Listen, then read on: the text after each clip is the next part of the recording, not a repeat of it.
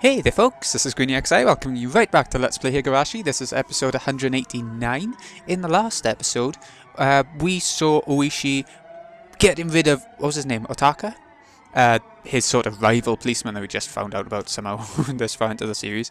And made sure that Rika's fake dead body wasn't found, so everyone's still a bit clueless on the enemy side. So, let's see how it gets going.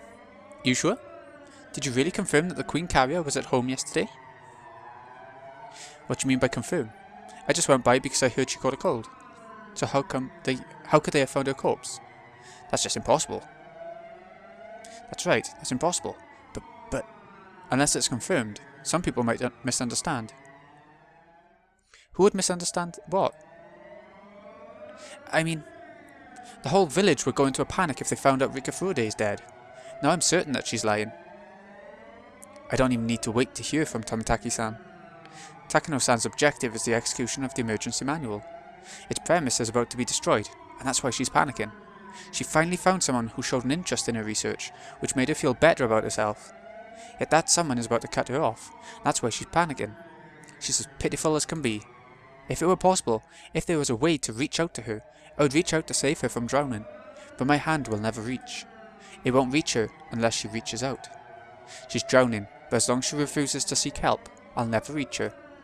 Until she realizes it herself, no matter how much I reach out, she'll refuse my helping hand. However, my selfish imagination will have to stop there for now. Is Rika-chan home or not? If she goes into the details, she'll become suspicious of me, since I told her I saw Rika-chan at home. That will put me in a very dangerous position. A man who had been on the phone for some time put down the receiver. Major? There's no answer. There's nobody home. What's the observation unit saying? Since the 17th, the day they started their observation, there hasn't even been one phone call. Hey, Director Urie. That means Rika-chan is still at home, right? Yeah, I guess so. I'm not sure. She's gotten so much better. Maybe she snuck out or something. Today's the day of the festival, remember? I think there are some vendors set up near Rika-chan's house. There are a lot of people around, so maybe your observers missed her. Well, can that be possible? Every time Director Urie leaves, we place a seal on the house afterwards. I don't think she could have gotten out through a window. So the mountain dogs are certain that R has not left the house, right? Yes, we're certain. R is inside of the R residence, and she hasn't left the house since the 17th. We're sure about that. The only person who checked inside was Director Urie, and nobody from the mountain dogs did. But you're sure about that, right? Well, One of the mountain dogs looked at me.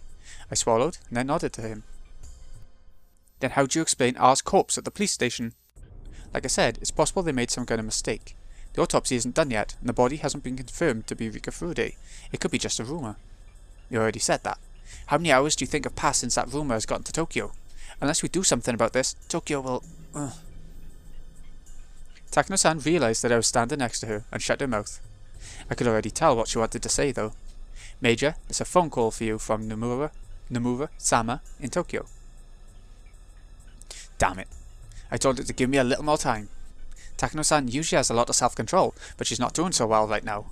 Even her body language makes it clear how irritated she is. Does she have a habit of scratching herself? As she folded her arms, I could see marks where her nails touched her skin. She's clearly not doing well. Takano-san's rather occupied right now. I'll take it. Nomura-san, right? I've never talked to her, have I? Sorry, this phone call's for the Major. The mountain dog looked alternately between Takano-san's and my faces. Director Urie, I have to take care of a few things. Could you please excuse yourself? Oh, sure. I understand. You're in charge of the institute. I shouldn't say anything, huh? Somebody take him to the director's office. Hurry. She's basically telling me to get out. I left the security room quietly. Hello, this is Takano. Sorry to make you wait. I'm sorry to call you repeatedly. So did you find out anything else? I'm sorry. I've ordered my men to get to the bottom of this immediately. Some of them are headed to the police station, and I'm just waiting to hear from them. I see. So you should be hearing from them soon, right? What time do you think you can call us? I'll call you as soon as I find out something. It's hard to say what time though. As soon as possible, of course. Hehe. Major, have you ever been on an airplane before? Yes, of course. When an airplane takes off, an enormous amount of power is needed. That's why sometimes there's engine trouble during takeoff. If the plane hasn't sped up yet, All it has to do is slow down and abandon the takeoff. But if it's already sped up, it's more dangerous to stop, so they go ahead and take the air. A jet plane has 4 engines, so even if one engine breaks down, it can still fly without problems. It's the same with our operation. There's more than one engine, so if we have enough speed, we'll go ahead with our plan. We'll figure out what to do later, but we are still only preparing to take off. Do you understand what I mean? First step of the operation was Tomataki's assassination. That hasn't even happened yet, so what Nomura was saying was correct. If you already knew the plane you were on had a broken engine before it took off, what would you do? You'd get off, right? It's the same thing for us. Our clients want to get off the plane because they found out there was engine trouble before takeoff. If they were already at the point of no return, then a little mistake wouldn't matter that much. But since they're still before that point, they're overly cautious about even a tiny mistake. We're checking to see if it is, in fact, engine trouble as we speak. I know. You're like a traffic controller at a control tower. I'm like a flight attendant calming the passengers down. I'm doing my best to talk to them into staying on board, even though there's a chance the plane will never take off. If it takes too long to fix the problem, this flight may be cancelled completely. Major Takano, that means your grandfather's work will be forever known as a madman's nonsense. Do you understand that? When one girl dies, all the villagers will go mad. It's just too silly. Where did you get such an idea? It sounds like some fantasy. What the hell? It's so stupid. Who in the world do Hifumi and Mayo Takano think they are? It's just too funny. Takano ground her teeth. She squeezed the receiver so tightly her knuckles went white. Anyway, now do you understand what will happen? Do you get it? Your grandfather's honour depends on this, as does yours. Yes. Thank you for thinking about us. Don't worry, I'm your only ally. I'll help you achieve the ending that makes you happy. I'll be with you until the very end. So please, find out if the information coming from the Akinamaya Police Department is true or false. I'll do my best, but it's not easy to deal with unhappy clients. I'm sorry to make you go through that. Please give me a little more time. Yes. Yes, goodbye. Takano made sure that Nomura hung up first, and then hung up herself. Hasn't Okanagi called yet? Call him. Major, we just called 10 minutes ago. He's supposed to call as soon as he learns something. Why don't you take a little break? The coffee is... The unit member tried to serve a cup of coffee to Takano, but she knocked it aside. The cup fell on the floor, making a black puddle. Everybody in the security room went silent. Damn it. Somebody bring a mop to clean up this mess. I don't care if we called 10 minutes ago. Call him again. Tell him to find proof that Rika Furude isn't dead, and also capture Tomataki. Takano was starting to realise something. By now she could sense that there was something behind Tomataki's disappearance. Tomataki must know something about what's happening at the Akinamaya police station. He might look dumb, but he somehow found out about the plan, and he was trying to mess with Takano. So Tomataki was clearly behind all of it. Takano had been intending to let him enjoy the festival that night, if he behaved. The quickest way for Takano to be certain of what was happening would be to see Rika Furude's face at her house. But she couldn't leave and she couldn't trust Irie. And because there were too many people around for the festival, the mountain dogs had their hands full. If she would answer the phone, that'd do, but she wouldn't answer. That meant the house was empty, and that Rika Furude's death was real. What went wrong? Who deceived Takano? There was only one person, the only person who claimed that he saw her at the house. Irie was the most suspicious person around. Tomataki had left the hotel and was nowhere to be found. So maybe Rika had left her house and was hiding somewhere else. In other words, Irie betrayed her, and was in contact with Tomataki. Start observing Director Irie. What? You saying that he's lying? Why would he do that though? Tomataki must have noticed our plan. He left the hotel and told Rika go to somewhere safe. He's deceived us. We've been observing an empty house. That house can't be empty. There's definitely somebody in there. Do you have proof that it's her? It's not her. That person is there simply to deceive the mountain dogs, only to make it look like Rika is home. That's it. Tell Okanagi to break into the R residence.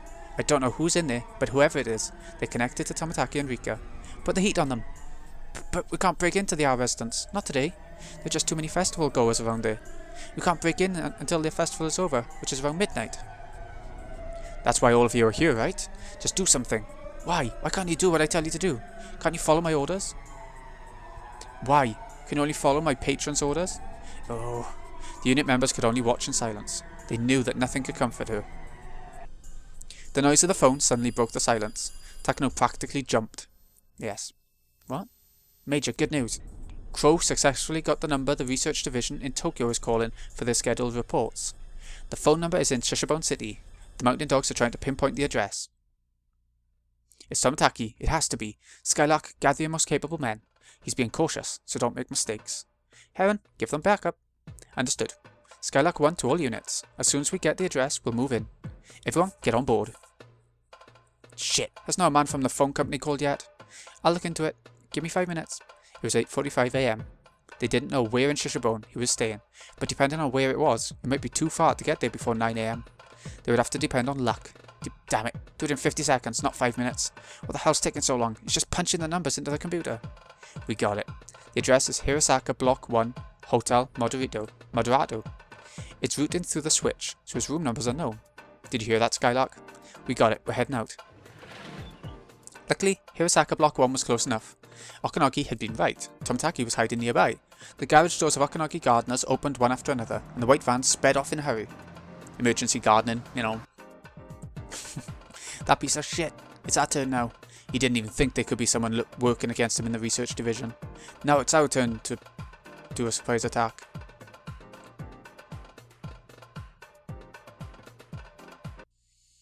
Hotel Moderato. Despite its name, it had a cheap, stained sign out front. A dilapidated business hotel on the outskirts of town, the perfect place for someone to lay low in. They might draw in some guests if they renovated the building into a more modern love hotel, but it was clear they didn't have the capital for renovations and could go under any minute. That's the kind of hotel it was. Tomitaki was staying in one of the rooms on the second floor. The interior of the room was worse than his previous hotel. It only had a bed and a phone, but that phone was what he needed the most at the moment. If he didn't have to receive regular reports, he would keep changing hotels, which was safer. But he needed up-to-date information from the research division, and his course of action would change according to his information. Moving about unnecessarily might cause miscommunication in case of an emergency. Tomitaki never suspected that there was a spy in the research division. The ticking sound from the clock echoed throughout the room. It was almost 9 AM, but the phone might not ring at 9 on the dot. Tomitaki waited in front of the phone patiently. He tried to organize the information in his head so he could answer questions more calmly. At the same time, he kept in mind the possibility of an attack. At that time, he heard a woman scream in the distance. It happened again. He heard another scream. Tomitaki got the sense that something was happening inside the hotel. His intuition told him that someone was checking every single room with a master key. Tomitaki opened the curtain a little. He saw several mountain dogs who were blocking all the ways out of the hotel. How long had they been there? Finally, they had finally found where he was. Tomitaki could hear their loud footsteps. He heard voices too. This one's empty. Next! This cheap hotel wouldn't have chains on the door. They had no means to fend off the master key. Tomitaki could tell there was around 20 of them? No, maybe there were more. It would be no use trying to fight with them. All he could do was hide. Under the bed, or in the bathroom. At the very least, the ceiling wouldn't open up like in the movies. Should he jump out the window? It was the second floor after all. It was perfectly possible to survive a jump. They would be expecting that, however. Yet this was right on the city grounds. If he was confident in his legs, it wouldn't be possible to outrun them. Tomitaki soon heard footsteps outside his door. This was it. He jumped from the window. Of course, there were mountain dogs on the ground waiting for him. They pointed and about 6 of them started running after him. Tomitaki shot off right from the position he landed in. This took the mountain dogs by surprise. He had started to dash right after he jumped out the second floor window. Tomitaki was prepared to do something like that. He had been training in case of an emergency, just like this one. Skylark 10 to Skylark 1, we've located the target. He's running. We need assistance. Skylark 1 to Heron. The target's heading west, using the back alleys. Stop him. Roger that. Heron 2, 3 and 4. Head on over there. Here he comes. That's him. 3 members of the Mountain Dogs jumped out from behind the streetlight and stood in Tomitaki's way. They prepared to stop him, but Tomitaki kept running at full speed. They quickly realized he wasn't running towards them to knock them down. He was trying to run past them. There was no point in them taking a fighting position. They lowered themselves and tried to tackle him simultaneously. Now. Tomitaki jumped over them.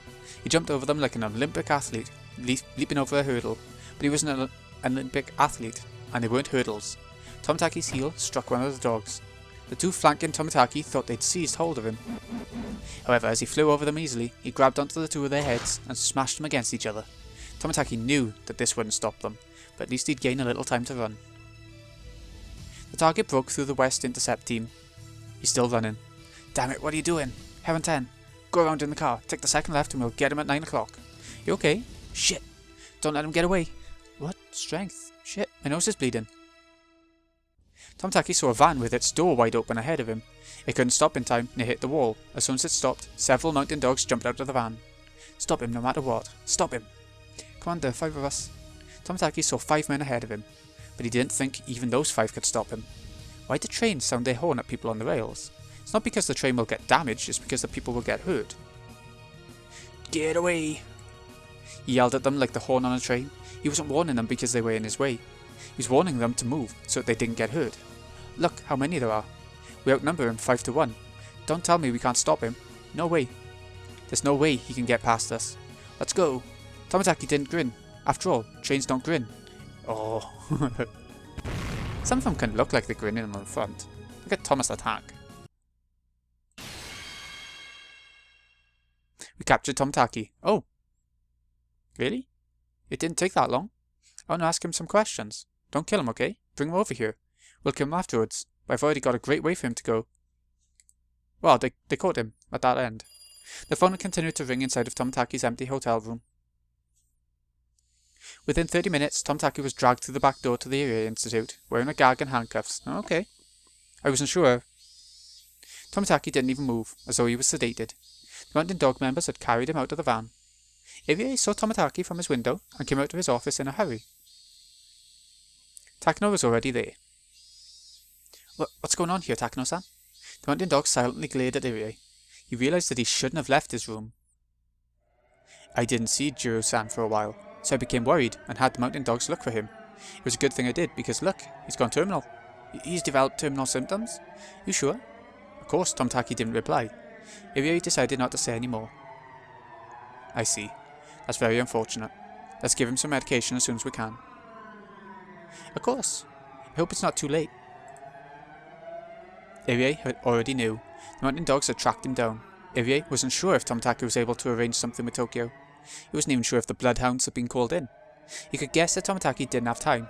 If the Bloodhounds were called in, the Mountain Dogs would catch that information. And if that was the case, they would likely drop everything and run. But Tomataki was captured, and they brought him back to the Institute.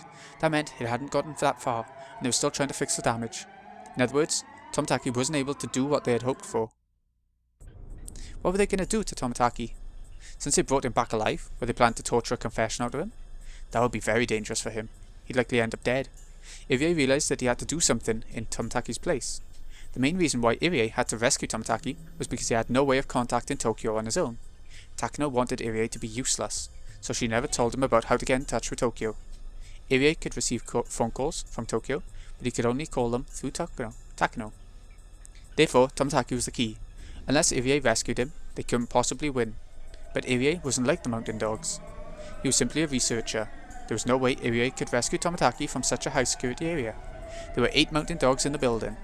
There was usually only 2, but Takano had called in more. Of course, the basement was a highly secured area, and one needed an access card to get in. That card was only given to people in Irie's position. In addition to the access card, one would need a fingerprint match as well. The access card alone wouldn't do it. Therefore, the only person who could rescue Tomataki from that high security basement was Irie. And so, even if it was impossible, Irie had to do it. Irie bunched up his hands into fists and held them tight to encourage himself, but he only noticed that his fists were shaking. Oh, Hanyu. Irie, did you forget? Irie remembered what Akasaka had told him. But it's very hard to anticipate your own danger. You can't underestimate it. You may not even get a chance to make the phone call. If you sense something odd, that's an emergency. Knowing the seriousness of the conspiracy, they won't hesitate to kill us. Please be very careful. Irie felt the cold sweat pooling on his back. Was this the emergency Akasaka was talking about? He shouldn't think that it was still okay. He might lose the chance to run. He realised that trying to do something by himself was foolish. He had a security access card, true, but that didn't mean he had to rescue Tomataki by himself. Just like how everyone else was trying to combine their efforts, he should also ask for help. Also, Tomataki was in their hands, which meant that the Mountain Dogs had realised they were under attack, were preparing to counter. It was very possible that they were suspicious of Irie too. Once they broke into Rika's house, Irie's lies would be exposed. Indeed, this was the emergency Akasaka was talking about. Irie had realised that. He was already in danger. He needed to leave immediately. The Sonsaki residence was their gathering spot in case of an emergency. His allies were congregating at the Sonsaki residence. He should explain the situation to them and think about how to rescue Tomataki. Takano probably wouldn't kill Tomataki immediately. She was intending to kill him that night as the 5th year's curse, so there was still a little time left. He had allies. With a security access card, there was still a chance to rescue him. Irie had to let Akasaka know that he was escaping. If they became suspicious of Irie, they would check the house, and Akasaka would be in danger too. In other words, it could cause a chain reaction. Okay folks, I've actually been away for about, oh god, 3.5 hours. I had to go and pick someone up and all that. So, anyway, let's get on with it. Oh. Okay, now we get on with it. Irie didn't miss his last chance to escape, but he still had to do his final job. Irie picked up the phone at his desk, called Rika's home number, and left. It would continue to ring like that, sounding the emergency signal. Irie thought back to when he wondered how long he was going to stay in this director's room. He never knew this day would come so suddenly. He noticed the framed picture of his parents on his desk. Irie had become a doctor so he could clear up the misunderstanding between his parents and regain his family ties. But how'd he get involved in something like this? No, he would return. He would return and continue the fight against Hinamizawa syndrome. He vowed to himself that he would never abandon that responsibility. I'll be back, Mom and Dad. Irie said final goodbye and left the director's office. Major, it's a call from the director's office to an outside number. The phone number is the R residence. Hey, what's that mean? Can you listen in? Of course. I'll put it up over the speaker. One of the members flipped a switch. There was the sound of a ringtone. Why is Director Irie calling that house now? Maybe R really is at home and he's trying to let her know that Tomitaki has been captured. That might be it. He has no idea we're listening in. What was Irie going to talk about? Takano waited patiently to eavesdrop on a conversation, and there was nothing but a ringtone. It had been over 30 seconds. There was no answer. Nobody was home. The director sure is patient. I guess he's sure that she's home. Major, we have the director on the security camera at the back door. The black and white quad display monitor showed Irie running out the back door. What's going on? Who's calling from the director's room? Takano became utterly confused, but the ringtone continued. It couldn't be. Takano finally realized what was going on. It's a trap. He knew we were listening in, so he made a fake call. Irie is a traitor. Catch him. It's a security room on the first floor. Stop Director Irie. The target's heading to the staff parking lot from the back door. The two mountain dogs who were playing cards in the security room on the first floor jumped into action. The security room was located next to the back door, so Irie was still within reach. Irie had made a serious mistake. He could have left the clinic during the 30 seconds Takano and her men were listening to the ringtone. But when he got to the parking lot, he realised he forgot his key on his desk in the director's office, so he had to go back and get it. It was only at this point that he realised he shouldn't have gone back. He should have escaped on foot. But Irie wasn't used to emergencies, unlike Akasaka. It was a typical mistake any normal person who had never gone through anything dangerous would make. Although he made mistakes, he didn't forget to call Akasaka. People usually become extremely clumsy when they're in a rush. All he has to do was turn the key, but he couldn't even do that smoothly. He kept turning the key, and finally the engine started. Irie still thought that he was alright. Even if one of them questioned him, all he would have to do would be to say that he was going out to get something. When he released the handbrake with his sweaty left hand, he saw two of the mountain dogs dashing out the back door. As the two of them looked around, Irie's eyes met with one of theirs in the rearview mirror. He pointed at Irie's car, and the two of them started running towards it. The two of them looked extremely serious, and certainly not like they were chasing after him to return a dropped pen. Oh! Irie's body was soaked with sweat. Before the two of them could jump on the car, Irie stomped on the gas pedal, and the car took off after spinning its wheels. Of course the dogs didn't give up. They got into their own car and started to chase after Irie. Security to the base. The director is on the run in his car. Do you want us to force him to stop? Major, this is Takano. He's probably headed to the Fude Shrine. There are too many people there, so it'll be impossible to catch him. Fine. Don't worry about injuries. Don't let him go. Stop him by any means necessary. Roger that. We'll force him to stop. Send backup just in case. Over. Roger that. We'll send Nightingales backup. But don't wait for them. Stop him right now. The mountain dogs had Irie's car in their view as it ran away at full speed. They have to find a perfect spot and timing to stop him. It's not easy to drive a car when you're in a rush. Of course, the more you step on the gas pedal, the more speed you gain. But when you're in a hurry, you can't control the steering wheel well enough to escape quickly. Irie could see his pursuers in his rearview mirror and was completely distracted by that. He was driving carelessly. His driving was so reckless that he could easily get into an accident on his own. As the fear was driving him into confusion, he made a wrong turn, and that mistake made him even more confused and panicked. Come on, director. You're going to lose your license for driving like that. Although the two guys were ordered to stop, they were starting to think Irie is going to get into an accident without them doing anything. They'd rather not drag this into a car chase if they didn't have to. This is Phoenix 1. Security vehicle, come in. The commander. Security vehicle here. We're still chasing him. We're on the path through the forest near the 5th district. Not sure of the exact location. We're heading your way as your backup, as per HQ's orders. Estimated time of arrival is in 15 minutes. Don't wait for us. I don't think we'll be there in time. Okanagi grumbled. He had to leave Okanamaya in a hurry to respond to Major Princess. But because of the distance, there was no way he could get there in time. Even so, he was still ordered to provide backup. He could have explained, but the princess wouldn't have listened to him anyway. The mountain dogs who were with Okanagi smiled bitterly. In which direction are you heading? In the worst case scenario, we'll end up leaving town.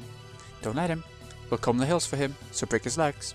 Is there anybody else? Any weapons? It's in the middle of the forest. There's nobody around.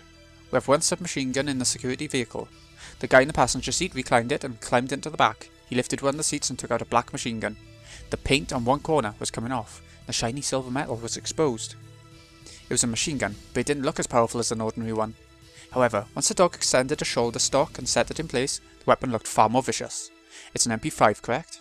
Is it A5 or SD3? The man in the back seat looked at the uniquely shaped gun barrel. It was thick and long. It's SD3. There's a silencer as well. You're allowed to fire. Shred his tires with a full burst. Roger that. We're attacking. The guy in the back seat opened the driver's side back window and leaned out the car. His sharp eyes aimed at one of the tires on Irie's vehicle. It was a straight road. Irie's car was weaving, but not enough to avoid a shot. The pursuers had his car in their sights. They were trying to get as close to Irie's car as possible, but they were afraid they might get caught up if it overturned. They soon decided that this was as close as they were going to get. I'm going to fire on the count of 3. 3. 3. Done. 2, 1. Fire! The sound the machine gun made was a lot quieter than what people would imagine, but its power was unimaginable. One of the tires on Irie's car was cut to shreds and collapsed in a puff of white smoke. Because one tire collapsed all of a sudden, Irie lost control of his car. He tried to steer away, but that made things even worse. As it spun, Irie's car drove off the shoulder of the road and slid down the slope into the forest. Ooah! The sound of trees breaking and the car being battered from every direction disappeared down the slope. The pursuers stopped their car and looked down after it, but the plants were growing so high it was impossible to check from there. The attack was a success. The target vehicle went down the slope. It's possible that the driver is dead. We'll search on foot. Phoenix 1, roger. Nightingales in the area. If you're lucky, you'll run into them. We aren't even close. I'm counting on you. Good luck. Roger. Ending transmission. Let's go. The mountain dogs left their car and headed into the woods without hesitation. Oh? Akasaka had received the phone signal from Irie. The phone rang for over 3 minutes. The signal told Akasaka that Irie was in some kind of an emergency and that Akasaka himself was in danger now. Takano made a mistake. She didn't realize the ringtone itself was the signal. She assumed someone staying at the house would pick up the phone eventually. Her error allowed Akasaka to perceive that extremely important forewarning. Akasaka waited for exactly 3 minutes, then ran downstairs quickly. He had already put his shoes on while listening to the phone ringing. Akasaka had memorized the layout of the town from the map he'd kept near the phone. He knew the shortest route to the Sonzaki residence, as well as the number of alternative routes, just in case the shortest was already blocked. People would be surprised to see a stranger coming out of the house, but Akasaka didn't care about that at the moment. He had to get to the Sonzaki residence immediately. However, the observers would see him, and that was a problem. They'd soon come after him. Upon finding the house empty, they'd assume the man who ran from it knew something.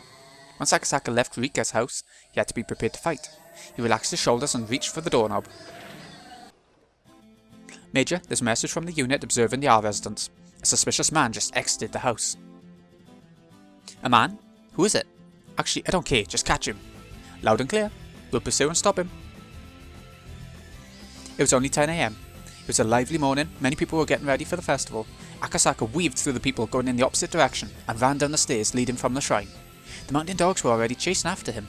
There was a significant gulf between the happy faces on the villagers and the serious faces on Akasaka and his pursuers. He could hear them coming up behind him. He didn't even need to turn around to check. Akasaka held his breath, focusing all of his senses to their limits as he sprinted even faster than he usually could with all his might. The success rate of an escape depends on the distance between the pursuer and the pursued. Even a little distance makes a difference. Akasaka ran down to the bottom of the stairs like the wind and headed in the opposite direction, away from the Sonzaki residence. Of course, this wasn't a mistake of his. He just wanted to lose them. Shit. What? Speed. Does he have wings on his feet or what? The observers weren't ready for this chase. They never expected a fast and fully grown man to run out of the house. They assumed it would be a little girl. That assumption was their mistake. Besides, Akasaka's locomotive-like power was nothing like that of normal people. There's no way they could catch him. The mountain dogs fell for Akasaka's trick. They called HQ, told them that he was headed in the opposite direction, and followed him that way. Akasaka was confident that he could have had them, completely confused if he'd had a little more time. Not only that, he could have attacked them individually. Were there 3 pursuers? No, there were probably 4 of them. His mind, body and skills were all in top condition, so it should be possible for him. Usually overrating oneself is dangerous, but Akasaka was above such an immature level. Resisting violently at a place other than his destination might prompt them to waste manpower and time. But Akasaka wasn't sure of the real meaning of Irie's phone signal. They were at a severe level of emergency. Akasaka had no time to waste, so he had to get to the Sonzaki residence. As Akasaka ran as fast as he could, he tried to think about the situation calmly. Could he attack them first and then head to the Sonzaki residence? The pursuers were scattered about and running out of breath. It would not be easy to fight 4 men at the same time, but it would be different to take them one-on-one. When Akasaka decided he had a high enough chance of winning, he took a deep breath and made a U-turn around a streetlight. Well, the mountain dogs were surprised to see that the man who was running away from them was now running towards them. They prepared themselves to fight. But before Akasaka even reached them, he already had everything all planned out in his head. He had calculated how many blows would be required to take them all out. But his calculations were wrong. Without even needing a second blow, the first pursuer dropped after one of Akasaka's legendary armor-piercing punches connected with his face. And while the first was still in the air, his second armor-piercing punch took out the second pursuer.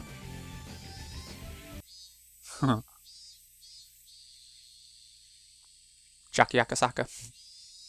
There was a chorus of cicadas, which woke Irie up. He needed a little time to realise what had just happened. His seatbelt had saved him from serious injury. However, it was sheer luck that the metal parts of the seatbelt didn't get tangled and that the door didn't become warped. He was on the bottom of the slope, near a different forest road.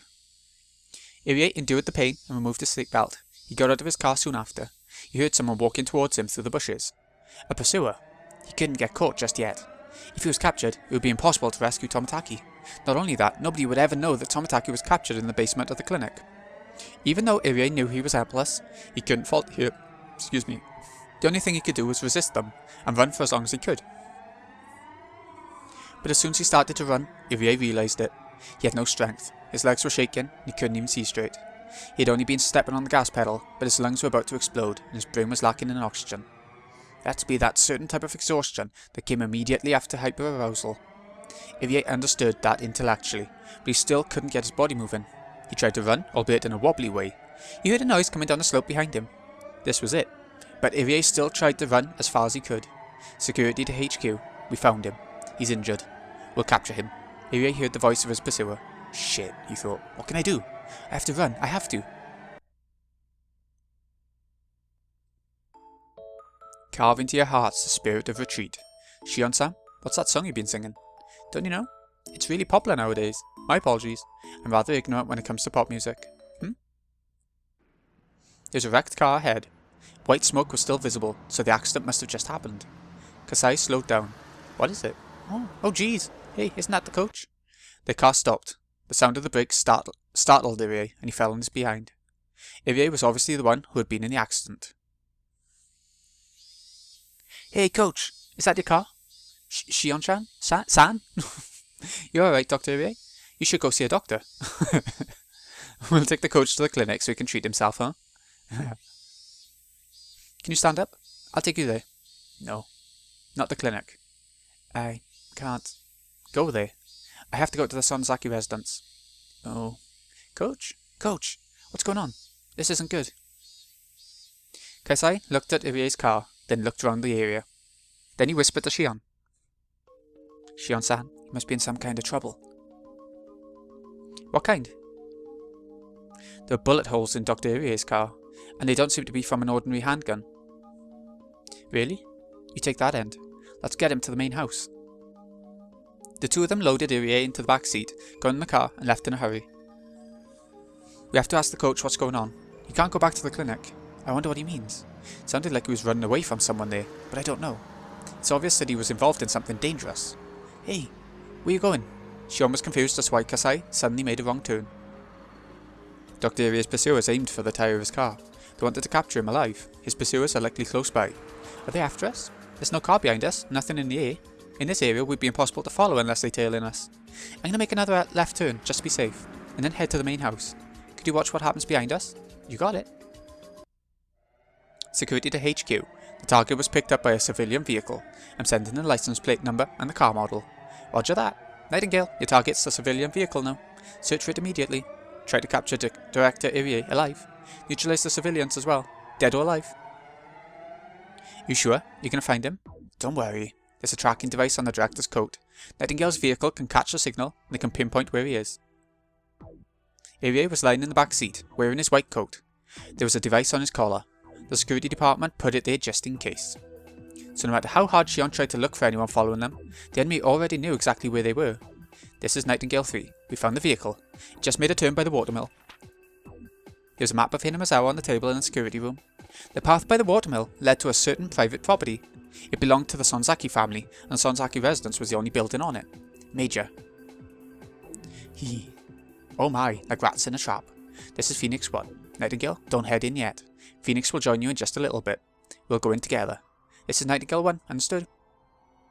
Okanogi, don't give them any time. Why don't you let Nightingale go in? There's a bad connection. Nobody listens to me. The Sonzaki family's basement had a security system which displayed images captured from the various security cameras on the property. Of course, it wasn't as high-tech as the one at the Irie Institute. It was in the room on the second floor of a gasho house? A Japanese-style room where you had to kneel to avoid hitting your head, okay, with bundles of wires snaking away from the monitors. It felt like a hidden chamber. There was electricity and a phone nearby, and although it was in a basement, it had all the basic amenities of the Sonzaki residence. At first all the club members had watched the monitor curiously, but after a while it got too hot in such a tiny room. Mion and Rena stayed in the room to observe the monitor. Mi-chan, look, there's a car. Here they come. That's Kasai-san's car. It's probably Shion. I bet she came because the festival is today. Jeez, why'd she have to come now? I don't have time for her. Their granny had been at the shrine since the early morning, so there was nobody upstairs to answer the door. And if Mion didn't answer it, Shion would think that nobody was home. Mion wondered if she should tell Shion what was going on. Shion could be helpful sometimes. Kasai's car stopped in front of the gate. Someone was getting out of it. Huh? Mi-chan, look, isn't that the coach? What? They saw Shion and Kasai holding Irie on the monitor. Obviously something serious had happened. Let's move. Rana, Kai-chan, come with me. Sadako, watch the monitor. Rika-chan, don't come up. Hanyu, make sure Rika-chan doesn't move. Leave it to me. I've got it. Meep, that's not fair. Maybe Okanogi had made the right decision. If he had let Nightingale go in as Takano had ordered, it would have been on the monitor. But Okanogi ordered them to stand by until another unit arrived, so they waited. So Mion didn't notice that the enemy was about to attack. By this time, there were many vehicles belonging to the Mountain Dogs parked by the windmill. Okanogi and Phoenix 1 had joined with Nightingale, and they were getting ready to head in. However, it had been a good idea to leave Satko to watch the monitor. And if Mion hadn't gone out, Irie would have been killed. Mion didn't know it yet, but Irie was their only hope of rescuing Toмотaki. So as a result, entirely by circumstance, they did everything correctly. Sis. Wonder if she's gone to the shrine already. Shion. Where'd you come from? You were in the basement, weren't you? I'll tell the hag you were playing down there. Who cares about that? How's the coach? Coach. Is he alive? Huh? You all in trouble too? What's going on? Shi-chan, listen well. It's like this. Coach, what happened? Oh, I'm sorry. The Mountain Dogs got Toмотaki-san. He's in the clinic's basement. I got into an accident while they were chasing me. Irie explained everything he could while enduring the pain. Everyone was happy to see him safe, but Mion's expression quickly grew stern. Then she asked Shion a question. Is anyone after you? Nobody was following us. Come on, let's go in. I have a bad feeling. They heard the sound of a car approaching, and it wasn't alone. Who could it be at this time of the day? It was a waste of precious seconds to even think that. You idiot, they are after you, Shion. I'm telling you, nobody was following us. Kasai picked up both sisters and ran through the gate. Let's go to the basement. You'll be safe there. Mion-san, there are a lot of strange cars approaching. I know. Go back to the basement. I'll shut the door. Where's Rika-chan? She went into the secret room with Hanyu-san. This is Nightingale 6. We found the target. Some of our friends are there too. Hee. Ali's hiding there, I know. Right. Jiu-san? Gah. Tomitaki was lying on the floor of the security room. His hands and legs were cuffed, and there was another pair of handcuffs to connect them, leaving him bent backwards on the floor. He couldn't get up or even turn around. Takano laughed and poked Tomitaki's side with the toe of her shoe. The mountain dogs climbed over the fence easily. There was no need for anyone to explain at that point. It was obvious that they were the enemy, and that they were the mountain dogs that Rika had spoken about many times. They went through the grove of trees and headed for the entrance to the underground storehouse. The first 5 mountain dogs were supposed to capture them all, but they fell down, one after another. Just as when the mountain dog started to wonder why they fell, he felt something on his leg. The next moment, he was flying through the air. Yeah, go Sadako. Shit! As he stood up, his leg got pulled again. He realised then that there was a rope wrapped around his leg. Because of the way he fell, the rope was wrapped tightly around it and wouldn't come off easily. Be careful, there are traps in the bushes. Sadako had set up lots of traps in the bushes. After all, she wouldn't just sit around all day on an empty property. The club members headed into the underground storehouse one after another. The mountain dogs couldn't do anything, although they did see them. I'm closing the door. Come on, help me. Here we go. It was a heavy door, but when they put their strength together, it closed easily. Mion locked the door quickly, putting on the deadbolt for good measure. Do you think this will be enough? Don't you think they'll break this door? Don't you think? I saw 5 or 6. No, perhaps even more cars on the monitor. They're all vans, and I saw strange men inside of them. I don't think this door will be broken that easily, but I'd imagine they're used to doing things like this. We shouldn't underestimate them. Before I could even finish speaking, someone pounded on the door. The second group of mountain dogs had arrived. Although the heavy door was separating them, it wasn't at all comforting to know that the enemy was just on the other side. I can imagine. I'm sorry. It's all my fault. You haven't done anything wrong. Let's go farther in. Yeah, let's find out how many there are on the monitor. Okay, fine. Leave me out of this. I'm just an outcast. Oh, shut up. I'll explain when I have 5 minutes to spare. Nightingale 1 to Phoenix 1. The targets are in the basement. There's a steel door here, and we can't break through. Phoenix 1, roger that. Shit, the Sansaki family must be so rich. The property is too huge for us to surround, so we won't even try. Let's join Nightingale. Nightingale, knock some trees down. We'll use them to ram down the door. Phoenix 7 to Phoenix 1. We have some plastic explosives for indoor use. Do you want us to get them ready? Plastic explosives are explosives for military use. There are various different kinds, but he was talking about the type specially made to break down doors. Okanagi momentarily thought it was a good idea, but changed his mind right away. This was a small village. If there was an explosion, everybody would hear. It was daytime, and they were on the surface. It was the worst time and place for the mountain dogs to do their job. An explosion isn't a good idea. Wait a minute. What time is it now? It's almost 10 AM. I see. Phoenix 7 will do it. Get the fuse ready. Huh? Commander, what's 10 AM have to do with an explosion? Okanagi's mind was working sharper than ever. He was sure that this would work. Everyone gathered in the secret room. Is everyone okay? Oh, we were watching the monitor. There were about 30 guys out there. That many? That's not good. Can I see? Look, they don't know what to do. When we untouched the switch, the screen switched to the view of the entrance to the basement. Some of the mountain dogs were checking out the door. They didn't appear to be trying to force it open. They were simply at a loss for what to do. What do you think they'll do now? They think we're trapped rats in here, so I'm sure they're going to try to break open the door. What the heck? What are they doing with that log? What do you think? They must be thinking of using it as a battering ram. Sadako just said they're assuming we're trapped rats. We should get out of here while they're trying to open the door. I agree. Besides, we have to rescue Tomitaki-san. You're right. No matter how strong the door is, we'll be in big trouble if they find us. I think it's time for us to escape. Sis, don't you think we should call the police? Oh yeah, we completely forgot about that. Even if a spy at the police station overhears us, there really isn't much he can do at this point anyway. I'm sure Uishi-san will come right over. Mion picked up the phone. Why hadn't she thought about this earlier? What? What's the matter? Mion panicked as she tried to listen for a dial tone. Ah, they've cut her. The phone, what's going on? I don't hear anything. They must have cut the line. What? Suddenly everything went dark. What? Is this a power failure? Kasai lit a cigarette lighter, and Mion turned her emergency flashlight on. This is the drawback about a basement. But they won't be able to see either, right? No? I know. They might have some kind of a device that lets them see in the dark, don't you think? Mion-san, why do you think they cut the electricity? Are they just going on the offensive? If nothing else, it worked to turn the security system off. They were checking out the door. They didn't give up. They have a way to destroy the door, and they don't want us to notice it.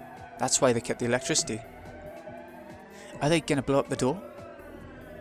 The door could be destroyed in a second, so we can't stay here, right? Mi-chan, let's get out of here. Show us the way to the hidden escape route. This way, everyone. Mion was getting confused amidst all the chaos. She hadn't underestimated the mountain dogs. She even considered that they would have some explosives, but she didn't think they would use them in Hinamazawa in broad daylight. Somebody will hear the explosion. Is there even such a thing as a silent explosive? What a rough bunch. They're not even concerned with minor risks. This is a crazy situation, but the mountain dogs were always very, very careful. I don't know about Takano-san, but there was no way Okanagi-san would allow an explosion in the middle of the day. Yet they're still gonna do it, huh? They've got guts. I don't know much about them, but just like a silencer on a gun, aren't they like silent explosives? No way. No matter what you do, an explosion sounds like an explosion. Yeah, exactly, because everything that falls down around it as well will, be pretty loud, so you can't stop that. Oh, I get it. You're a staff member for the festival, aren't you, Coach? What time do they let people know if the festival's going to take place? I'm pretty sure it's at 10 AM. Ah! Oh, do you think just like on a track and field day? If you want to hide a tree, hide it in the forest, huh? Rika knew Okanagi well. He would always complain about how he had to guard her like she was a princess. Rika had never expected Okanagi to be so sharp. That was why she was more frustrated than anyone else. The mountain dogs had quickly set explosives on the basement door. Long wires were connected to the explosives, and the mountain dogs were waiting at the other end, lying flat on the ground. One of the members was holding a detonation switch. All the wires were linked to it. It's almost 10. This morning, I thought it was bad luck that this happened on the day of the Watanagashi festival, but now I'm glad about it. Okanagi had realised that he could use the festival effectively. He was going to make sure his enemies got what they deserved. On the morning of a village event, they used fireworks to let everyone know that an event is going to take place that day. This method is often used for track and field days at schools. Since Watanagashi starts in the evening, the fireworks go up at 10 AM. The fireworks, of course, make loud explosive noises. Since Hinamazawa is located in a ravine, the sound echoes, making it hard to figure out where it's coming from. And that was an advantage for the mountain dogs. Now! A loud noise and a shock shook the ground like an earthquake. The explosion must have warped support beams everywhere. There was a discomforting squeaky noise, and dust fell from the ceiling. It certainly was powerful. The explosion must have blown the door wide open, an explosion that took place without anyone noticing. Come up, this way. Mion led everyone into one of the rocky caves. There was a well-hidden shaft in there. They called it a hidden well, but it was actually a very eerie vertical tunnel. I hope nobody falls. They didn't have enough flashlights for everyone, so there was no way for them to see the entirety of this ominous hidden well. You telling us to go down there? How far does this go? There's a horizontal tunnel crossing it after about 30 meters. We can get into the mountains through that tunnel. Okay, then why don't you go first, sis? You know the way around here better than anyone. Huh? Do I have to? Who else? Kasai and I will be the rear guard. Come on, hurry up. Okay, Mion was going to volunteer to take the rear, but Mion and Shion knew instinctively. Because there were so many of them, the rear might not make it in time. Unlike the iron door at the entrance, once the enemies were inside, all they'd have to do was go through the inner doors, which were easily breakable. The route was basically a straight line. They probably won't get lost on their way. That's why Shion took the rear guard position before Mion did. After all, she was actually the older sister. Shion wanted to protect her younger sister, who was playing the older sister in this real emergency. Mion intuitively knew what Shion was thinking. Mion understood well the relationship between her sister and herself. She wasn't the only one who felt guilty for taking the older sister's position. Shion felt guilty for making Mion take on the responsibility of the family head. And here, finally, was a chance for Shion to atone. Mion-san, do you have the key to the armory? Now's the time to open it. Mion silently threw over the key. Kasai and Shion took it and ran deep into the rock tunnel. Listen everyone, it's about 30 meters to the horizontal tunnel. If you fall, that's it for you. It's dark, so be very careful as you go down. If you end up waiting, make sure to light the way for the others, okay? I think only 1 or 2 can go down at the same time. I'll go first. Come on, give me some light. Mion-san, be careful. The ones with the flashlights, you be careful too. If the lights were on, they could have gone down quickly. There were actually a few light bulbs inside of the well. Of course, Mion had already checked them. It was now certain that the enemy had cut the power to the basement. It was extremely dangerous to go down this well with just a little light from the flashlights. As one went down, there had to be people lighting up the way. Mion was right. She realised as she went down herself that it was almost impossible to go down the ladder without the weak light from the flashlights. The lights didn't reach all the way down.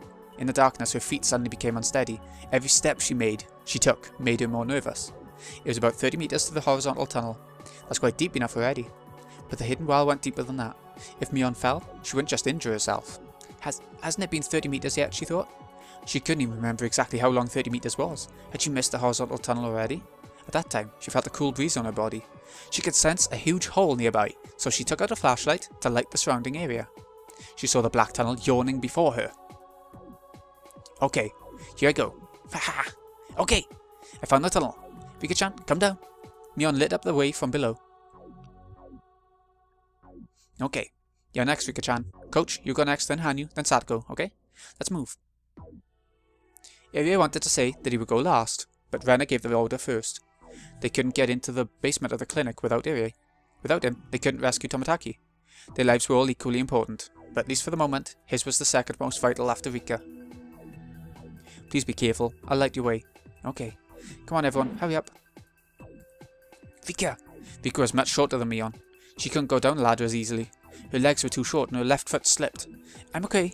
Damn it, I'm sick of this life where I never grow up. I'll pass through June of 1983, and I'll grow taller. My boobs will get bigger. I won't stay like this forever. Though she had been living for over 100 years, Rika was still afraid of heights.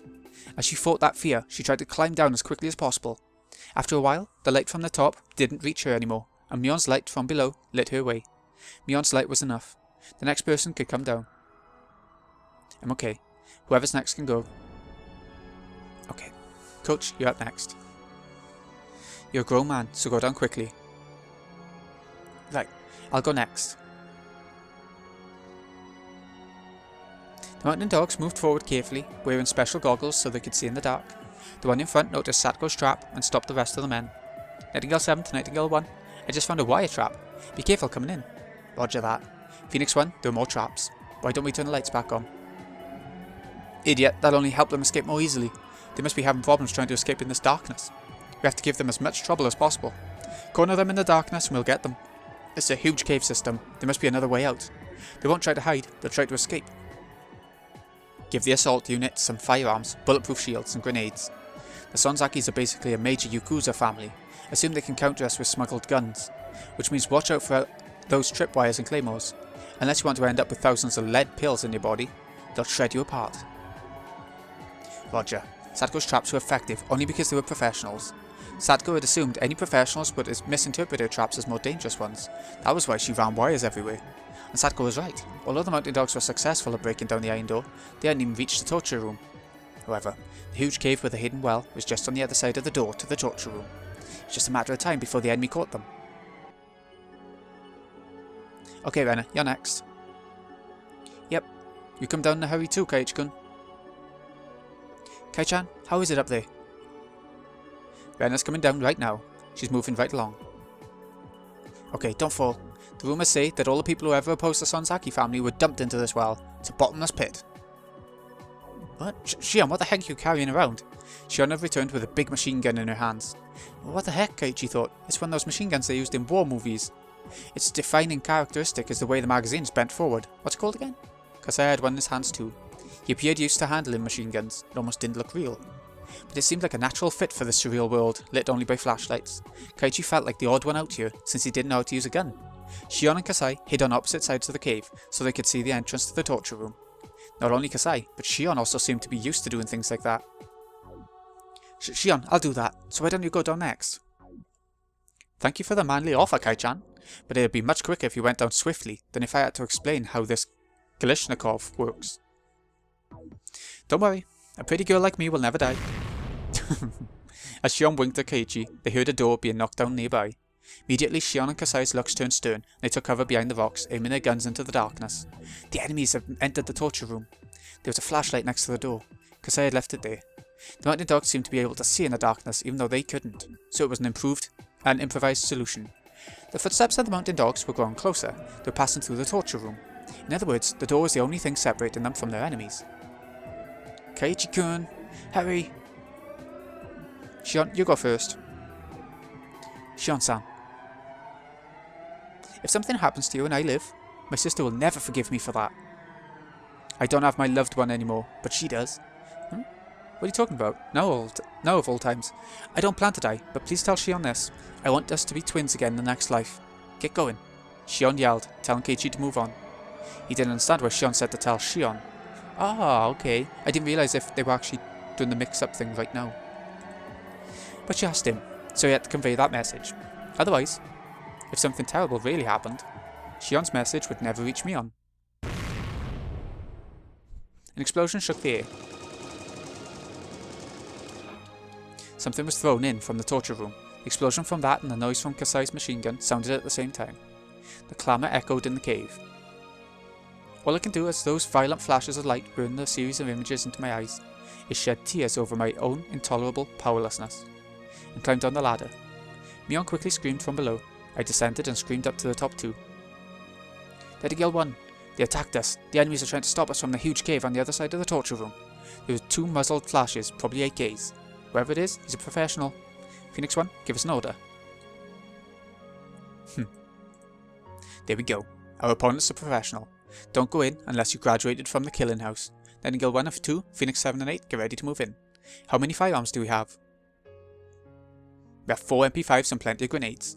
We can't trust our bulletproof shields, so we abandoned them. There's a flashlight on the right next to the entrance. I'm assuming they don't have a device to see in the dark. Nightingale 1 here. We're going in. Throw in some grenades when I give you the signal. While the enemies were quiet, Kasai changed his magazine. Shion-san, that's enough. Please go. If I go, they'll all fire at you while you reload. You can't do it by yourself. There's a contradiction in what Shion just said. According to her theory, the last 2 can never escape. Mion kept shouting from the tunnel below. Damn it, Shion. Hurry up and come down. Everyone knows it wasn't safe to stay. But nobody could stop Mion from screaming. Mion and I will wait for Shion here. Renna, why don't you take everyone else and escape into the hills? Okay. No, I don't want to lose anybody. Rika. It's the final world. There's no more starting over. I don't want either Shion or Kasai to die. I don't want a future like that. I know we can't redo it, so no, I don't want it. Shion, please come down. As they looked up to the top of the well, they saw a violent flash and heard a roar.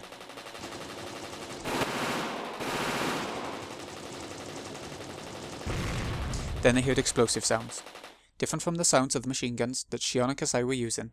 They also heard a tinkling sound, which could have been the sound of bullet shells. They couldn't see anything other than the flashing lights, only the noise reaching them. When everything stopped, after a little silence, footsteps that didn't belong to Shion and Kasai gathered at the top of the well. They could hear hard-soled shoes kicking the bullet shells as they walked. It's clear. Nightingale 1 to Phoenix 1, we've secured the loopholes. That voice echoed down the well, and Mion and the others heard it too. They didn't know how to react. Some became speechless, some started to cry, some let out a wordless scream. They looked up the well as they waited for Shion and Kasai to come down, but there was no sign of them. A bright beam of light shone down from the top of the well. Irie grabbed Mion and Kaiichi's collars and pulled them back, but they could see in the dark. They might already know that Kaiichi and the others were hiding in that horizontal tunnel. Roger. We'll try. Can you hear us? You don't need to reply, just listen. A guy shouted from the top of the well. We want the Queen Carrier, Rika Furude, and Director Kiyosuke Irie. You've misunderstood something. We're here to eradicate a unique local disease. What's happening right now is because we suspect the Director's involvement in a conspiracy. You have nothing to do with this. Turn them over to us. They had already turned all the flashlights off, so nobody could tell what kind of expressions were on each other's faces. But I could sense Mion's expression distorting. And because of the darkness, nobody knew to stop her from screaming. You murderer! You killed Shion! Oh, you're talking about this girl? Don't worry. She's still alive. She's just unconscious. She's alive. She's alive, Mi-chan. Mion didn't rest easy at their announcement, though, because she knew Shion's survival wouldn't help resolve this situation. Same with the guy. He's alive too. But if he refuses to turn those two over to us, we'll have to use them both as bargaining chips. What are you going to do to them? As Mion looked up to the top of the well in the dark, it suddenly became very bright, and she saw something unbelievable. Shion was unconscious, and one of the men was holding her. He was basically sticking her body out over the edge of the well. If the man let go of Shion, she would fall to the bottom. They had no idea how far down it went. There was no way she'd survive. Shion! Shion didn't reply, but she moved just a little bit. Shion was alive, at least for the moment. No, no way. They won't push her off. Huh? What are you saying? They can easily kill a hostage if they have more than one. They have Shion and Kasai-san. He'll push Shion off and just ask the same question again. He means it. Mion lashed out fiercely at Keiichi. He regretted saying what he just did. I'll give you a little time to think, but after 60 seconds, this first hostage will go down. Think it over very carefully. What should we do? Mion was half crazed with fear and panic. They want me. Let them think Rika-san has already escaped. I'll go. They should be satisfied with just me. That plan sounded like the best idea for minimizing damage, but Rena quietly spoke up. No. Shi-chan and Kasai-san risked their lives to buy time so we could escape. If we went back, what they did would be wasted. Then what do you suggest we do? Are you saying we should let Shion die? Are you saying you don't care if Shion dies, Rena? Fucking damn you. Please stop, Mion-san. I don't know what to do either. Because Shion-san is my Nini. Wow, Shion! Mion started to cry as she held Sato's head. The mountain dog's beam of light shone into the horizontal tunnel. Their eyes had grown used to the darkness, so even with a little light, they could sort of see one another. But so what? This was a desperate situation, and Mion and Satoko continued to cry. Rena bit her lower lip, tried to hold her feelings in. Irie simply looked down, and as for Rika and Hanyu, they were restless. What do we do, Hanyu? I don't know what to do. I don't know either. Hey, you're a god, aren't you? Do something. Use your psychic powers to knock the enemies down. Help Shion. Only a miracle can save her. You're a god. Make a miracle happen. Slap. They all heard a strange sound. Everyone was surprised to see what caused it. Hanyu just slapped Rika in the face. Rika, listen to me. Hanyu? We both have experienced many worlds. We have learned much. Sometimes you learned, sometimes I learned. We've learned so many important things, and now, in this world, we've learned the most important thing. Something we've been pursuing, something we finally got. Do you know what that is? It was how to make a miracle happen. A miracle is like a number you get on a die. People think that the result of the roll depends on God's mood. God holds the key to miracles. Humans don't have the right to control them. But although humans don't have the right, they can perceive. They can perceive how to improve their odds, and how they can make a miracle happen. How to make a miracle happen? Rika, you should already know. You learned it before I did. This world must be precious to you. Why don't you try it, this one last time? Ah.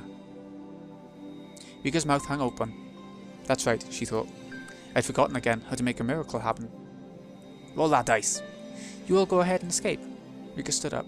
Everyone was surprised to hear what she said. Irie, take them. I'll go out there. Takano means to kill us both, but she wants to kill me in a certain way. So she won't kill me for a while. You kidding? You'll end up dead anyway. If I don't go, she and Kasai will be killed. I'll let them capture me. The time it will take Takano to kill me will give her a chance to counterattack. Rika-chan.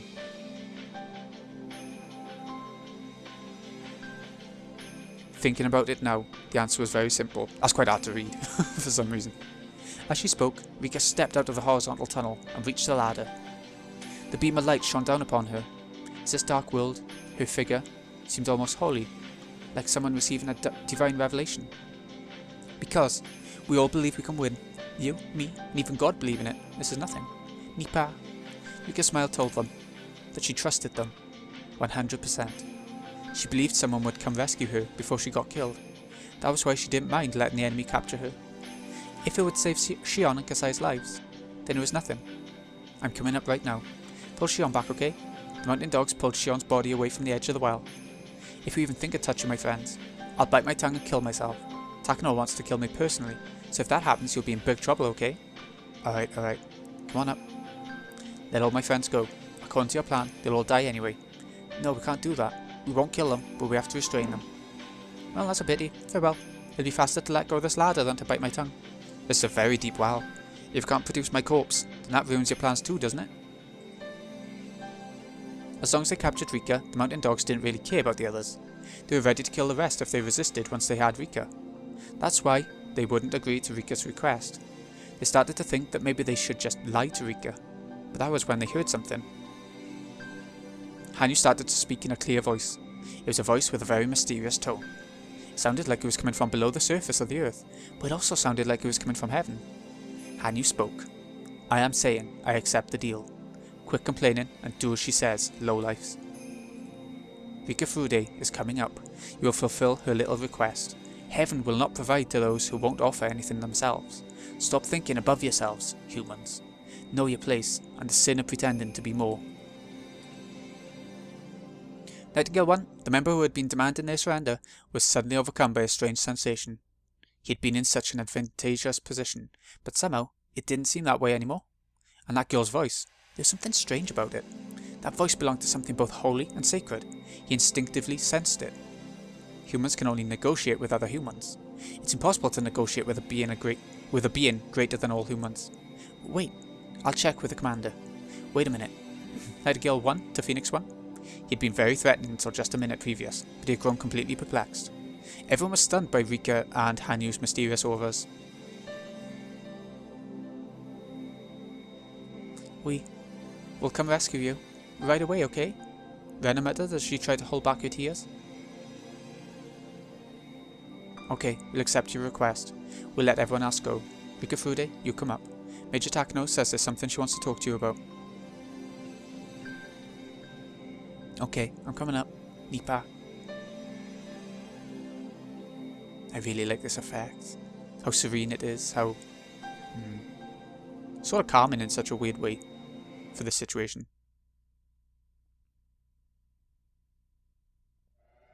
Have we ever been looking for you, Rika-san? You're such an important person, so you can't just disappear like that, you know. That's against the rules. Meep. Rika-san, we'll take you back to the clinic.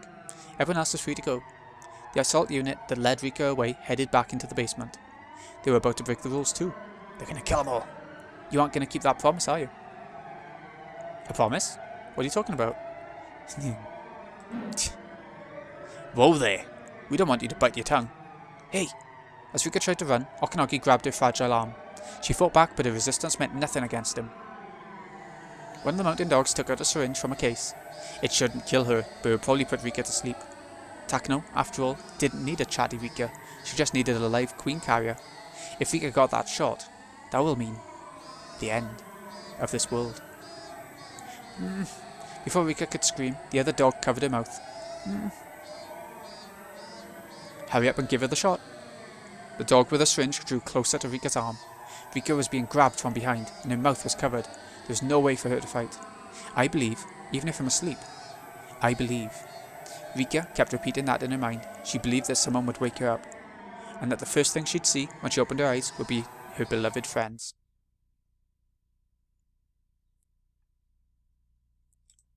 It happened all of a sudden. The man with the syringe spun twice in the air and dropped to the ground. Nobody, including Okanagi, could understand this sudden phenomenon. It defied the very laws of physics. Rika couldn't understand either. The man who was holding Rika from behind spoke up. I made it. I love when it does the text like that. Makes it so much more important. His voice had such a heavy feeling imbued in it. I regretted it in countless worlds. Whenever I realized it, it was too late. What? Who are you? The others took a few steps back, away from Rika and the man holding her. There were many units within the Mountain Dogs. So often its members don't remember each other's faces. There were just too many units, so nobody really paid attention. All the Mountain Dogs were more or less well built. But this man had an excellent physique. Even Okanagi noticed that he'd never seen anyone like that in one of his units before. Rather, he actually wanted to recruit them. But this is what I've been longing to tell you all this time. Rika-chan, I came to help you. I love that. Akasaka! Hey, damn you! The hands who were holding Rika left her shoulders. They left ever so gently. And as soon as they did, they transformed into a pair of furious fists, which implanted themselves in the faces of the men attacking him from behind. They flew through the air. Akasaka hit those two without even turning around. 5 members of the Mountain Dogs surrounded Akasaka. However, he didn't even see them. He could only feel the deep emotion of finally being able to do what he had been longing to do. And the 5 of them sensed it. That maybe, just maybe, he didn't even care that they were there. What are you doing just standing there? Get him! On Okanogi's signal, the 5 Mountain Dogs bore down on Akasaka. Rika-chan, stay low. Okay. Rika dropped to the ground and Akasaka was left standing. Is that that's a new sort of artwork, innit? A new sprite. I think so. Akasaka came back to keep a promise he made with a girl 5 years ago, but his promise was worth more than 5 years. Rika knew that. Akasaka probably understood it too. The promise went back 100 years. For 100 years, he regretted not being able to save her from the conspiracy. He believed that one day there would be a miracle and he could travel back to this day. That was why he continued to train himself. His strong will and Rika's wish made that miracle happen. That one and only miracle allowed Akasaka to be here in Hinamizawa in June 1983. The first one went down in the time it took Okanogi to blink. Lowering himself to grapple Akasaka proved fatal. He wasn't so soft as to let such perfect openings go by. Akasaka's hand smashed into the back of the man's head. His blow was powerful enough to smash a pillar of ice or shatter a mountain of tiles. As it happened, Akasaka was holding back a little so that his target wasn't too injured. Akasaka goes all out from the very first shot. That's why he needs only one shot. He is unrelenting.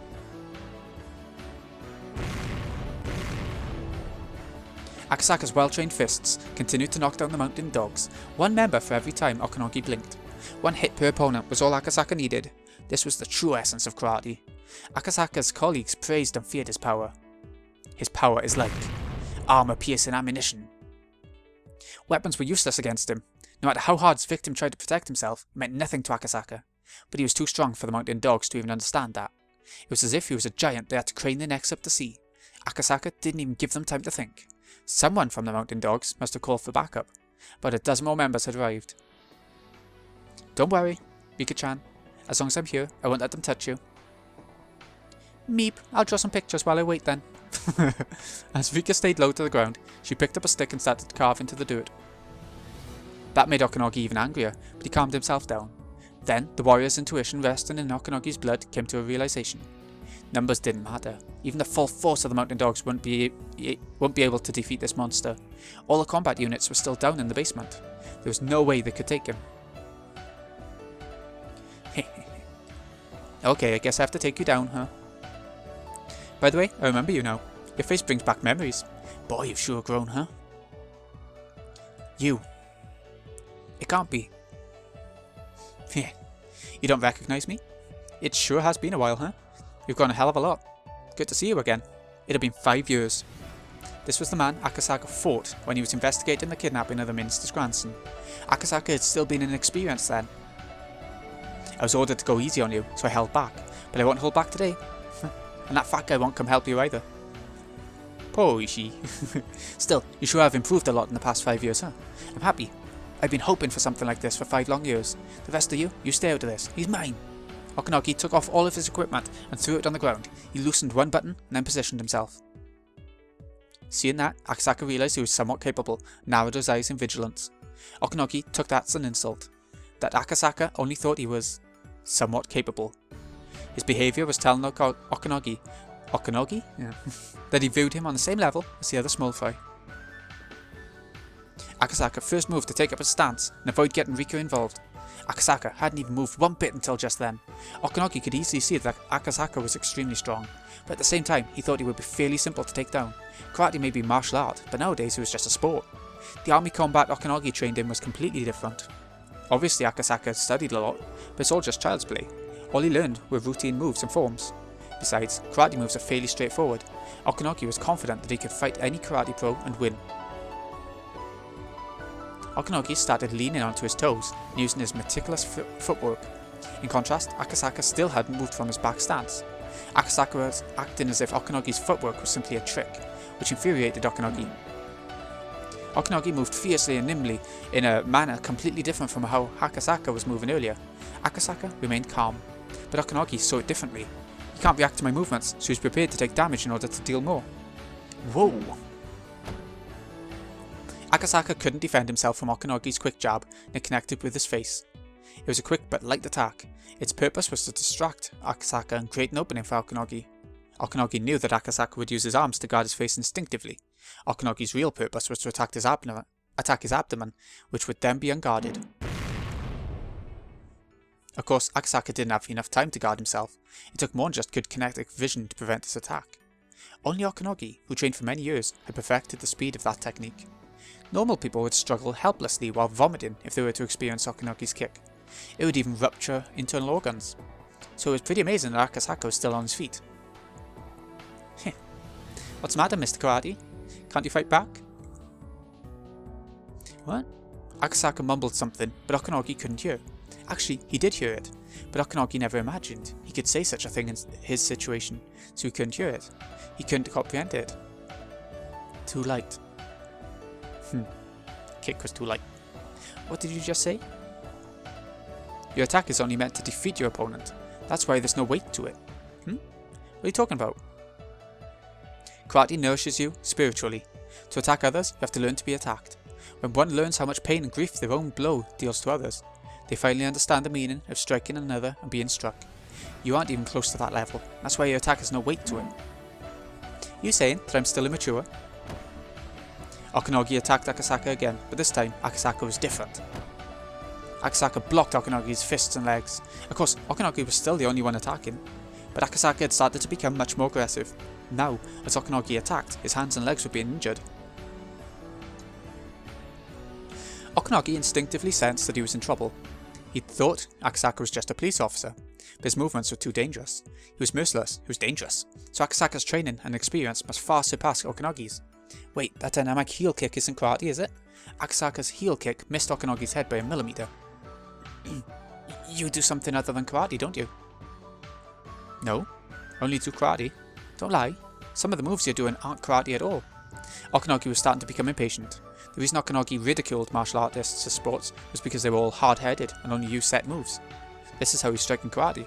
This is how you punch in boxing. This is how you throw in judo. It's easy to learn, that's why it's easy to win. But Akasaka was different. He said that he only did karate, and he must have spent unthinkable hours training. Yet he was flexible enough not to be confined only by formatted moves. That was understanding at the spiritual level. The spirit of martial arts isn't just forms. One simply learns forms to reach that spiritual level. Therefore, for one who has reached it, there are no forms. What Akasaka had was a philosophical spirit. I'm disappointed in you. Shit! Akasaka stepped away from his original spot for the first time. He moved forward. He filled the space between Okonogi and himself with his inescapable conviction. As Akasaka walked closer to Okonogi, Akasaka's assault radius tried to swallow him whole. To be within that radius meant death. Okonogi walked backwards to avoid being in that radius. That was as the result of his clear-headed judgment, not because he was scared. You don't even know the meaning of an attack. I'll teach you just how significant it can be. Oh. As Okonogi moved backwards, his back hit the van he came in earlier. He was cornered. Having your back to a wall didn't mean you were at a disadvantage, but the more it was pressed against that wall, the further a disadvantage it became. If Okonogi let Akasaka come any closer, Okonogi wouldn't even be able to take a combat stance. Okonogi decided it immediately. The last chance he had was the moment before Akasaka took his next step. Akasaka's foot left the ground. He was taking another step. Now. Go to hell! No tricks, no feints. Okonogi lowered himself and attacked with everything he had. The attack was powerful enough to break Akasaka's ribcage and rupture his heart. I'm a professional, Okonogi told himself. I can't be defeated by this amateur. I'm Okonogi of the Mountain Gods. Dogs. How much did you get paid, huh? I went a bit fast. At that moment, Akasaka's eyes opened wide. Whoa! All the mountain dogs heard a noise. It wasn't the noise of people fighting. It was the noise of a traffic accident. Okonogi's blow missed by a slight amount, and Akasaka's fist struck inches away from Okonogi's face.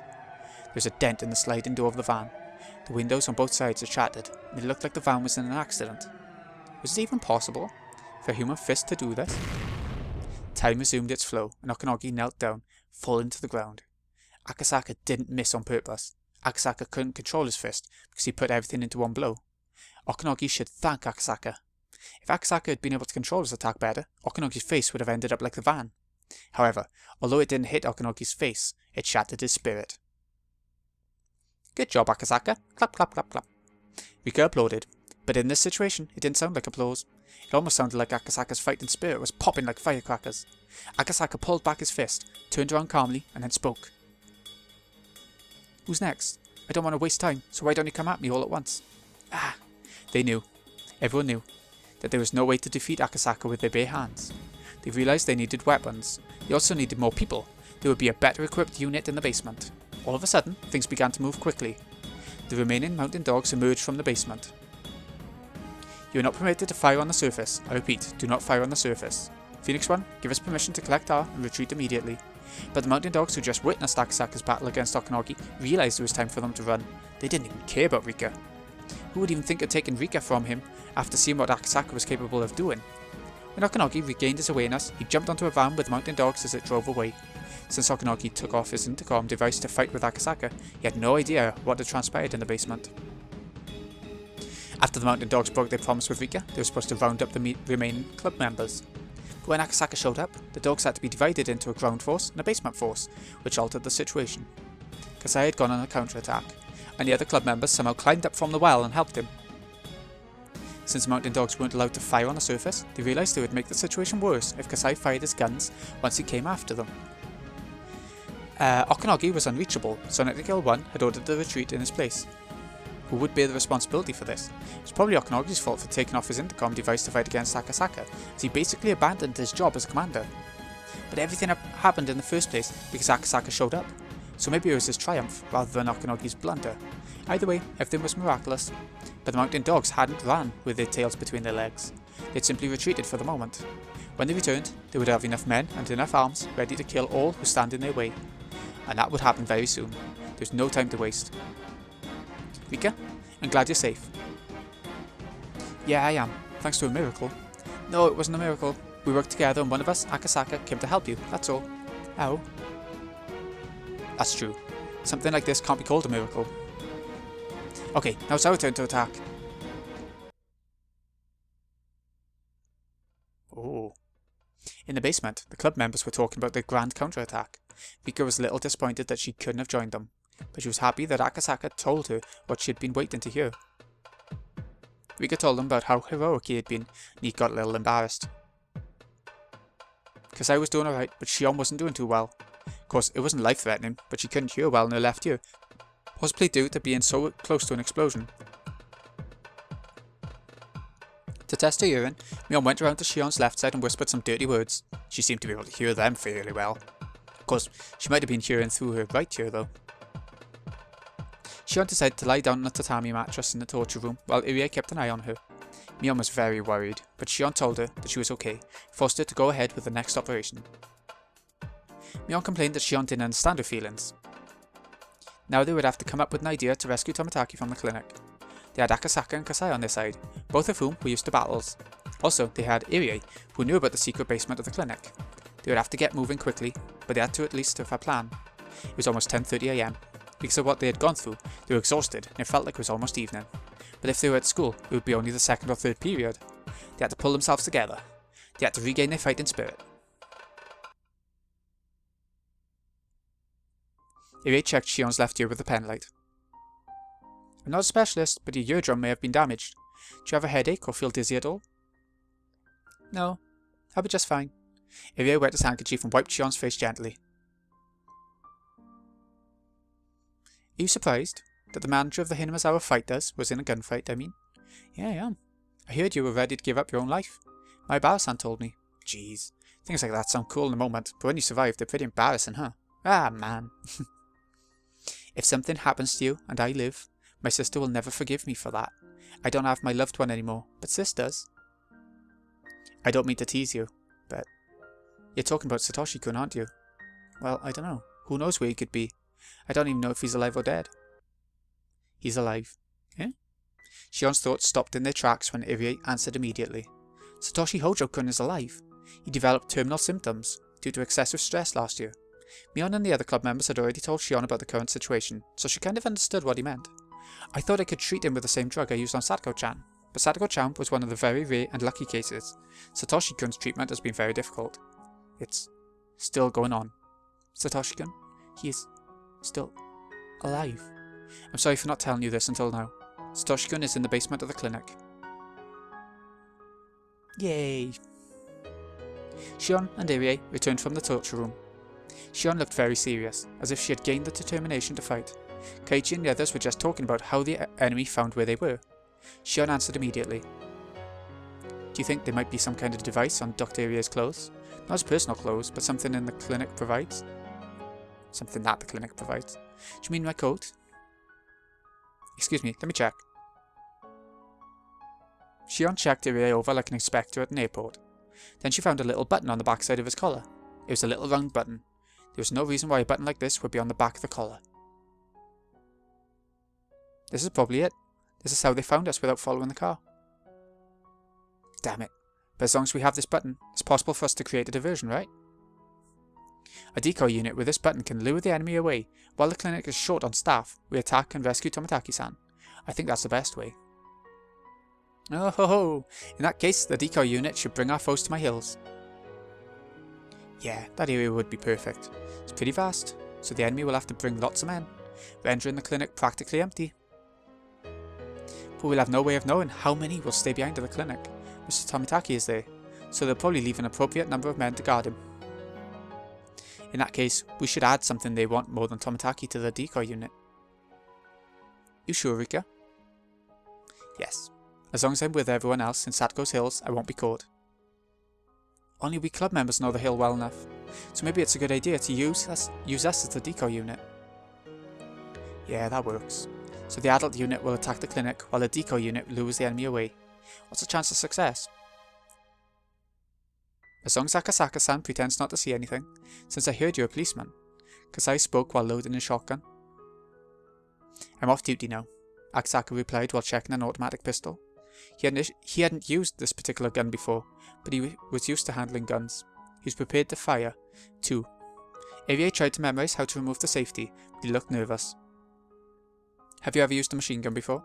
No. I've only ever used handguns. Then maybe you should get used to it. Make sure you have a full magazine at all times, and have another gun just in case the magazine gets stuck. Kasai-san, is that a shotgun?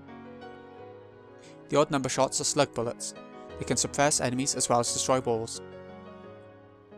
Wow, I know people call you Shotgun Tatsu, but you really are a shotgun expert, huh? Shotguns are very deadly. Therefore, even without firing shot, my opponents may surrender. By the way, I have some bulletproof vests. You should wear them. Kasai sounded very dependable, but at the same time, he reminded everyone that this operation would be very dangerous. It wasn't a simple fist fight. Even a veteran soldier can die in a gun battle. There's always a chance of death, regardless of how well trained you are. In fact, Kasai and Akasaka were the only people who could be depended upon. Kasai talked Irie out of carrying a gun because it might be dangerous for him to have one. Someone could get injured by friendly fire. Mion suggested that maybe there should be more people on the team, but both Kasai and Akasaka refused because those who couldn't even handle guns at all might end up as dead weight. Well, then I have to go, huh? We lack firepower. I'll bring my Ingram to support you. What's an Ingram? Type of weapon, I guess, but... Are you okay, Shion? How's your year? Oh. It's all better now. I'm back to normal. Sorry to make you worry. Shion, what did I just say? Eh? Ah. Of course. I heard it. Mion had tricked her. Mion didn't say anything. Shion still couldn't hear out of her left ear. Shion, it's too dangerous. To be honest with you, you shouldn't even be in the decoy unit. You should just hide somewhere. Just listen. I know I have a reason why I have to go to the clinic, but if I mention it, Sadako is going to want to come too. But she just can't. There will be an indoor fight, the enemy will fire at us. Do you mean... Mion sensed it. She sensed the reason why Shion had to go to the clinic. That was why she didn't say anything more. If she was in Shion's position, she would go even if neither of her ears could hear. It's too dangerous, Shion-san. Please think it over. Sadako, Shion will join the rescue unit. Sadako, the decoy unit is counting on you. Concentrate on your job. Shi-chan. You know, right, Rana? You know I'm not planning to die. Yeah, I do. Determined girls can never die. That's right. Even if they kill me, I won't die. Shion and Rana gave each other a high five. Okay, then it's decided. Let's get moving. Shi, I'll take the button. Here you are. Good luck, Rika-chama. You too, Shi. You believe strongly in a miracle, and now it's gonna happen. Therefore, this is a chance that God has given you. I think there were days I didn't believe. I think someone even admonished me for that. It is difficult to keep believing, isn't it? But you believed. You regretted not believing, so you believed. So please cherish this day. Your strong will brought about today, and you will longer have to suffer what you've been suffering up until now. No longer? Hey, you missed this new friend? I don't know your name, but thank you. Yeah, I think it'll go well. Of course it'll go well. Or Higurashi guarantees it. Yeah. Do you know what? We don't know how much longer this chapter's going to go on for. So what I'm going to do, even though it's not a midway point or anything like that for the chapter, is just cut it by ear, and we'll carry on next time. And we might even be able to finish off the main story next time as well. The main sort of stuff. So this has been GreenyXI. Hope you've enjoyed. Thank you so much for watching. I'll see you again in a bit for more of their attack on the mountain dogs. See you again in a bit.